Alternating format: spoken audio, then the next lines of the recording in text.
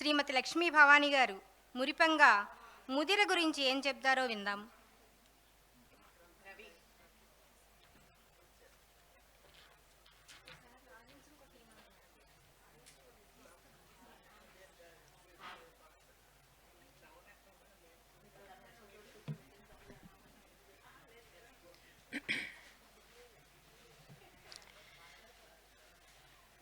తెలుగు భాషా ప్రేమికులకు అందమైన ఆపాత మధురమైన తెలుగు పదాలతో విందు చేసే మల్లీశ్వరి గారి ముద్రితాల్లో సరికొత్తగా చేరింది ముదిర కైతపొత్తం.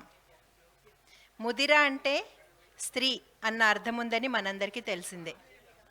ఈ కవితా సంపుటికి ఈ పేరు పెట్టడం ద్వారా ఇది పూర్తిగా స్త్రీ కేంద్రక కవిత్వం, స్త్రీని అంశంగా తీసుకొని కవిత్వీకరించారు అన్న సూచన మనకి చేశారన్నమాట రచయిత్రి. కవిత్వ రచనలో మనకి చాలా ఆమె రిలీజ్ చేసిన ఎన్నో బుక్స్ చదివిన మనందరికీ కూడా తెలుసు. ఆమెది ఒక విలక్షణ శైలి. ఈ కవితా సంపుటికి ఈ పేరు పెట్టడం ద్వారా వారు స్త్రీని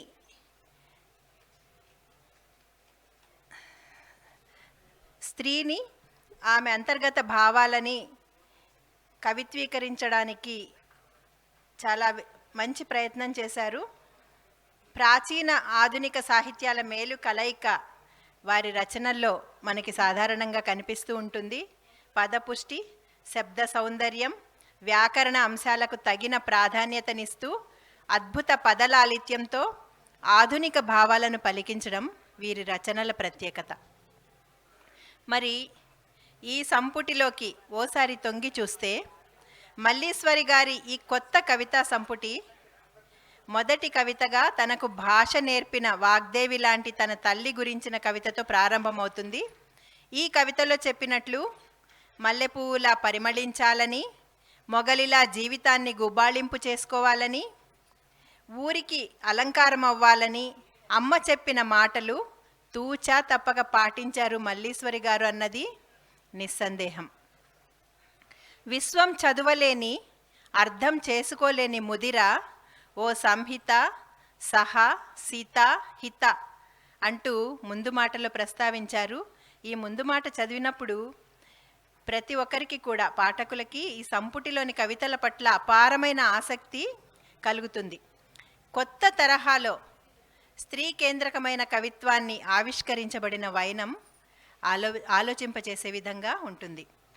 సంపుటిలో ఒక్కో కవిత స్త్రీ జీవితంలోని విభిన్నమైన కోణాలని స్పృశిస్తూ చెప్పి చెప్పకుండా చేదు నిజాల్ని తేటతెల్లం చేస్తుంది. ఇక ఈ సంపుటిలోని కవితల్ని పరికిస్తే ప్రతి కవిత ఓ అద్భుతమైన శైలిలో సరికొత్త పదబంధాలతో నిర్మించబడి భిన్నమైన కోణంలో హృదయాన్ని తాకుతుంది. ఉదాహరణకి నేను పుట్టానా అనే కవితలో మన్ను మిన్నుల నడుమ ఆంక్షలు అర్గళాలు లేని స్వేచ్ఛనై, కచ్చనై, ఆపని చర్చనై, ప్రచ్ఛననై, దాయమై, ఆదాయమై, సంప్రదాయమై సతమతమవుతున్నాననటం. ఇందులో ఒక్కో పదంలో పలికిన లోతైన భావం కాలంతో మారిన స్త్రీ జీవిత సంఘర్షణని వినిపిస్తుంది. మృదుత్వం కోల్పోయి మేకులా మొనదేలిన ఆమె ఎందుకలా మారిందో నీడలా నిద్రపోతున్నాను కవితలో చెప్తారు. రాహిత్యాన రగిలే స్త్రీ హృదయ వేదనని తారకనైనా కవితలో కవయిత్రి వ్యక్తపరిచిన విధానం విశ్లేషణాత్మకంగా ఉంటుంది. ఎప్పటికప్పుడు కొత్తనై వింటున్న జయగీతికను అంటూనే ఎన్నిసార్లు తెగ నరకబడుతున్నా తనను తాను మొలిపించుకుంటూనే ఉన్న కలికి అమ్మా అని కొలిపించుకుంటూనే కలచివేయబడుతోందని జయగంట కవితలో ఘంటాపదంగా తన అభిప్రాయం వ్యక్తం చేస్తారు కవయిత్రి. నయం జయం చిన్మయమౌ నన్ను చూచి అయోమయమై లయమవుతున్న మీకు భయం అంటూ శక్తి స్వరూపిణి అయిన మహిళ విషయంలో సమాజంలో అంతర్గతంగా ఉన్న ఆత్మన్యూనతని, జడుపుని నే చిన్మయమై కవితలో ప్రస్తావించారు. నన్ను నేనే కవితగా పాటగా మార్చుకున్నా అంటూ పుట్టక ముందే అనే కవితలో ఆత్మవిశ్వాసాన్ని ప్రకటించి నాదెంత తీయని స్వర్గమైనా ఎగరలేని నేను ఓ ఏకాకి ఓకం తెలుసా అంటూ కట్టుబాట్ల నడుమ నలిగే స్త్రీ గురించి ఒంటరి ఓకం కవితలో ప్రస్తావించారు. పిపాసినినై, ప్రజ్వలితనై, ప్రకంపితనై ఎన్ని యుగాలు నడిచానో అంటూ యుగాలుగా ముదిత కథ మారలేదని నొక్కి చెప్పారు. పూటలను గుటకలేసే కాలం ఒకటే నాతో. ఇలాంటి ప్రయోగాలు, పూటలను గుటకలేసే కాలం, ఇలాంటి ప్రయోగాలైతే చాలా ఇంకా కోకొల్లలుగా ఈ కవితల్లో కనిపిస్తాయి. ఆకాశం నన్ను చూస్తూ చూస్తూ అనే కవితలో లో చూపుతో నా జీవితం అనే లోకాన్ని అవలోకిస్తోంది. నా ఆశల పడవల్ని కాలపు నదిలో వదలడాన్ని చిత్రంగా చూస్తోంది. ఇలాంటి లోతైన భావచిత్రాలు, ఎంతో లోతైన ఇలాంటి భావచిత్రాలు చాలా చాలా కనిపిస్తాయి.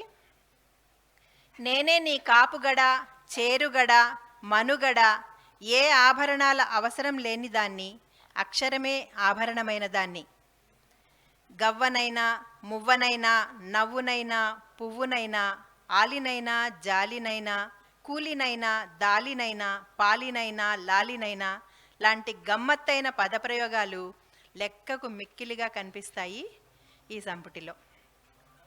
ఆవల అనే కవితలో ఏమడిగాను నిన్ను, కూసింత ప్రేమేగా, అమ్మనైనా అమ్మమ్మనైనా ప్రతి అడుగున నిరాదరణే, నీవు కఠినమైన ఆఖరి శ్వాసలోనూ అమ్మ అంటూ వస్తావని ఆశగా చూశా, అశ్రుతప్తనై ఆవల అంతా అంధకారమే అచేతనమే అంటూ కన్నబిడ్డల కోసం చివరి క్షణాల వరకు ఎదురు చూసే అమ్మ నిరాశని ఆర్ద్రంగా అక్షరీకరించారు కవయిత్రి. మరో కవితలో అమ్మా బొమ్మని నువ్వేడిస్తే బొమ్మనై నీతో ఆడానంటూ నువ్వు ఓ మగాడివే మోసగాడివే అని అవసరం తప్ప ఆప్యాయత నెరుగని కన్నబిడ్డల నైజం పట్ల ఆక్రోశం ప్రకటిస్తారు. నీవు నాతి చెరామి అర్థాన్ని అందుకోవు, ఊరుంది కదా నీ మరో పూల సజ్జ కోసం వెతికే నీతో ఎంత గర్వపడ్డానో అంతగా గాయపడ్డానంటూ అబలగా మార్చబడ్డ ఇల్లాలి హృదయ వేదన మరో కవితలో ప్రతిఫలిస్తుంది. వేలాది నయనాల సాక్షిగా, అక్షతలు ఆశీస్సుల సాక్షిగా తాళిబొట్టు ఎగతాళవుతోందని చెప్తుంది తాళిబొట్టు అనే కవిత. చరమాంకంలో భూమ్యాకాశాల్లా మిగిలిన జంట, వ్యవస్థకు ప్రతీకగా మిగిలిన వార్ధక్యం, నిజమైన స్నేహం లేని సాహచర్యం, జీవితం చేసే చిత్రాలు, మహాకావ్యం లాంటి కాలం, ఒంటరితనం, ఓపలేని రాహిత్యం ఇలాంటి అంశాలన్నీ ఈ పొత్తంలో కవితలై కురిశాయి. కవితల క్రతువై జీవన సాఫల్యాన్ని సాధించిన మల్లీశ్వరి గారు నే మనసుని కమ్మే కవితనై, తన్మయమిచ్చే సీతమునై, జ్ఞాన సావిత్రినై, పద పదమున పరవశమివ్వాలనే, నాకు చనిపోవాలని లేదు అని ఓ కవితలో చెప్పిన మాటలు సుకవి ప్రజల నాల్కలపై జీవిస్తాడన్న సత్యాన్ని తెలియజేస్తాయి. మొత్తంగా ఈ పొత్తం చదివాక జవాబులేని ప్రశ్నలెన్నో హృదయాన్ని వెంటాడుతాయి. జీవితాన్ని పూర్తిగా ఆకళింపు చేసుకున్న మల్లీశ్వరి గారి సమున్నత వ్యక్తిత్వం అడుగడుగున అగుపడుతూ సమాధానమవుతుంది. మంచి తెలుగులో అద్భుతమైన కవిత్వాన్ని చదివిన అనుభూతితో మనసు నిండిపోతుంది. ధన్యవాదాలు.